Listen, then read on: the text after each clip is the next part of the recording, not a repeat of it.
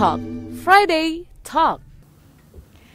Hai Sobat Antara, ada Ovi di sini dalam Friday Talk, di mana kita akan membahas obrolan yang menarik dan tentunya penting. Apa yang penting? Salah satunya tentang stunting.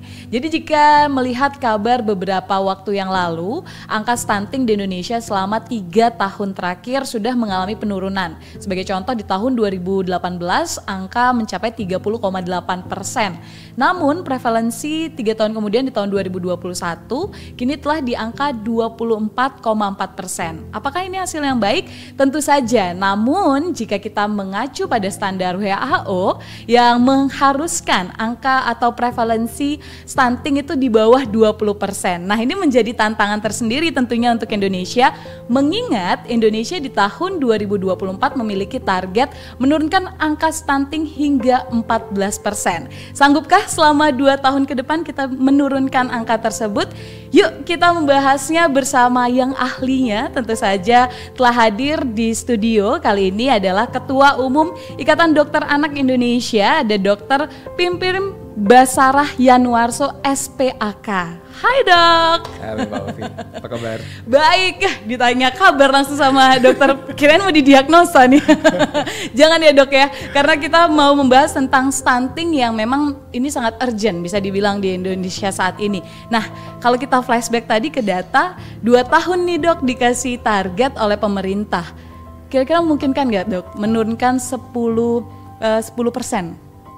Ya, jadi kalau ditanya mungkin saja. Oke. Ya. Tapi tergantung seberapa besar effort kita ya, usaha kita untuk mencapai itu semua ya. Karena sebetulnya kan masalah stunting itu, tapi udah ngerti gak sih stunting itu apa? Nah itu dia, kalau kita kadang kan kalau zaman sekarang apa-apa gampang ya Dok ya, serba googling. Kalau di googling mungkin secara simpel kita tahu stunting, ada yang bilang kerdil, ada yang bilang juga stunting ini tumbuh kembang anak. Nah seperti apa sebenarnya Dok? Biar nggak salah nih pemahaman kita. Baik, jadi stunting itu sebetulnya perawakan pendek ya. Oke. Perawakan pendek, gampangnya anak-anak itu kan sebetulnya di grafik pertumbuhannya itu kan ada grafik untuk yang sesuai dengan standar usianya ya. Nah, pada anak-anak stunting ini dia di bawah negatif 3 ya Z-score-nya itu ya. Di bawah 3 standar deviasinya itu dari usia yang seharusnya. Nah, kemudian ini disebabkan oleh masalah malnutrisi kronik. Jadi ada gangguan nutrisi kronik atau penyakit-penyakit kronik tertentu ya. Jadi bukan akibat misalnya gangguan hormon pertumbuhan atau bukan masalah-masalah. Jadi memang malnutrisi kronik yang membuat anak-anak itu jadi berperawakan pendek. Oke. Dan ini disebabkan, kalau tadi ada ukurannya Dok. Nah mungkin boleh disederhanakan sedikit, ukuran ini siapa yang bisa menilai Dok? Apakah langsung dari, misalnya udah lahir anaknya dinilai oleh tenaga medis atau seperti apa? Nah itulah pentingnya evaluasi pertumbuhan dan perkembangan anak secara rutin ya.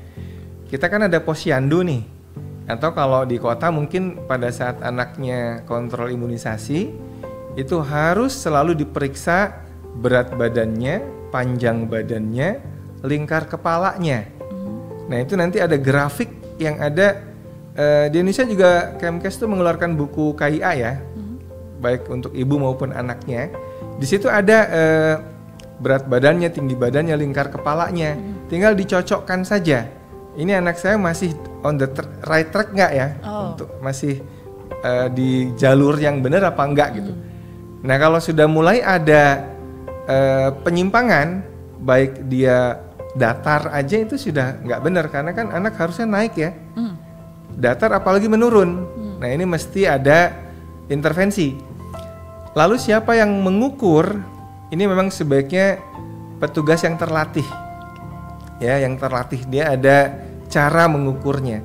Untuk mengukur panjang badan bayi misalkan itu harus pakai meteran yang keras ya, yang datar, bukan meteran kain misalkan. Itu diukur antara kepala dengan tumit bayinya, diluruskan begitu ya. Jadi ada alatnya yang benar ya. Kemudian untuk timbang berat badannya juga menggunakan timbang berat badan bayi. Nah baru lingkar kepala itu pakai meteran kain, ya. Berarti nggak sembarangan sebenarnya, karena takutnya googling ibu-ibu zaman sekarang ya udah kita langsung diagnosa aja nih anak kita sendiri. Malahan harusnya secara rutin dilakukan di puskesmas, posyandu dan lain-lain ya dok. Nah terus tadi ada yang kedua adalah tentang nutrisi. Nah itu seperti apa dok? Ya nutrisi ya. Jadi sebetulnya nih kalau kita bahas masalah stunting, penelitian-penelitian yang menyelidiki kenapa sih seorang anak itu menjadi stunting, itu karena ada salah satu kompleks protein dalam anak itu yang namanya mTOR. mTOR ini adalah seperti saklar yang switch menghidupkan aspek pertumbuhan linear namanya. Pertumbuhannya jadi anak itu bertambah panjang, tulang-tulangnya bertambah panjang, organ tubuhnya juga membesar. Jadi ini satu kompleks protein yang terkait dengan pertumbuhan pada anak. Nah, switchnya si mTOR ini akan bisa beroperasi kalau kadar asam amino esensialnya cukup. Gitu. Jadi pada anak-anak stunting itu ternyata ketahuan bahwa mTOR-nya tidak aktif karena asam amino esensial yang ada 9 itu kurang kadarnya dalam darah. Dan kita tahu asam amino esensial ini ada pada protein hewani. Ya kan? Jadi kalau di Indonesia yang murah meriah ya telur, ikan, unggas ya, ati ayam ya. Kalau ikan yang paling bagus tuh ikan kembung sebetulnya. Oh, ikan kembung ya? Ikan kembung. Itu omega 3-nya sangat tinggi ya. Kalau salmon tuh bagus juga tapi mahal ya. Baru mau bilang tapi budget nggak cukup. Oke, ikan kembung bisa. Ikan kembung itu budget lah sesuai dengan budget. Jadi sederhana sebetulnya untuk preventif ya, upaya promotif preventif di bidang stunting ini cukupi kebutuhan protein hewani pada anak-anak kita. Ya, jangan sampai salah persepsi. Oh, anak-anak sejak bayi kasih sayur gitu ya. Kasih sehat biar sehat. Bukannya sehat, malah bikin sembelit ya. Kalau kebanyakan serat pada bayi terutama ya di 6 bulan pertama setelah 6 bulan MPASI itu justru fokusnya nanti di protein hewani. Ya. Oke. Berarti setelah MPASI adalah fokus orang tua harusnya sekarang memenuhi asam amino tadi yang bisa didapatkan di hewani ya dok. Betul. Atau telur, ikan dan lain-lain. Nah tapi kalau tentang stunting ini tentu akan berhubungan dengan 1000 hari pertama kehidupan sebelum MPASI. Ini 1000 hari dihitung dari kapan dok? Dari baru lahirkah atau dari mana? Ya 1000 hari pertama kehidupan ya dari bayi lahir ya. Dari bayi lahir itu kita mengenal golden period untuk pertumbuhan dan perkembangan otak ya. Jadi otak manusia itu kan terutama di 2 tahun pertama kehidupannya itu mengalami pertumbuhan yang sangat pesat. Nah, stunting ini adalah ketika gangguan nutrisi itu terjadi di awal-awal, bisa jadi pertumbuhan dan perkembangan otaknya itu terhambat. Walaupun anak itu bisa catch up itu bisa mengejar berat badannya jadi normal lagi, tapi pertumbuhan otaknya itu bisa jadi miss dia, bisa jadi nggak tercapai. Akibatnya bisa menurun IQ-nya itu beberapa poin ya. Kalau dia kena gangguan nutrisi di fase keemasan tumbuh kembangnya ini. Ya, jadi itu pentingnya kita mengawal pertumbuhan dan perkembangan anak itu sejak dini, bahkan sejak di dalam janin. Ya, karena ketika bayi itu ada namanya pertumbuhan janin terhambat ya. Jadi bayi itu sudah malnutrisi sejak dalam kandungan, maka ini pun nanti bisa melahirkan anak yang stunting juga. Ya, oleh karena itu karena stunting ini sebuah siklus ya. Oleh karena itu sebaiknya memang pada saat remaja, bahkan remaja putri itu dipastikan betul bahwa asupan nutrisinya dia bagus. Ya, kembali protein hewaninya, zat besinya. Zat besi itu banyak pada seperti hati ayam, ya, daging merah, ya. Remaja putri yang anemia ini sangat juga berpotensi nanti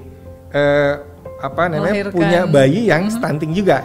Ya, karena salah satu penyebab stunting itu juga adalah penyakit ya. Selain nutrisi juga penyakit kronik ya.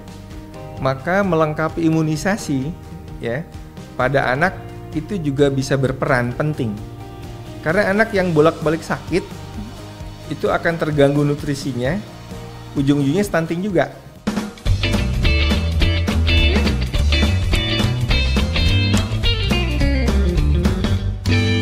Friday Talk, Friday Talk.